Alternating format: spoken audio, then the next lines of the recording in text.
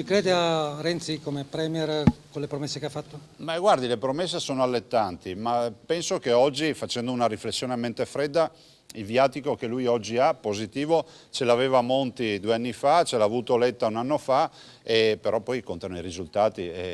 Noi ormai crediamo a tutti, a noi interessano i risultati che sono quelli che poi dicono sono promosso oppure bocciato. Il tempo degli annunci è finito. La priorità messa di fronte al neo premier dal governatore Luca Zaia è il taglio della pressione fiscale sulle imprese, attualmente vicina al 70%. Nel suo discorso alle Camere, Matteo Renzi ha promesso un taglio da 10 miliardi sul cuneo fiscale, pochi secondo il presidente Veneto, che ha proposto la sua ricetta al segretario del PD. Noi ne avremmo almeno 30 di miliardi se tutta Italia fosse obbligata a vivere in maniera virtuosa come il Veneto, magari mettendo già in discussione 500.000 posti di lavoro nella pubblica amministrazione in giro per l'Italia, visto e considerato che i parametri sono quelli.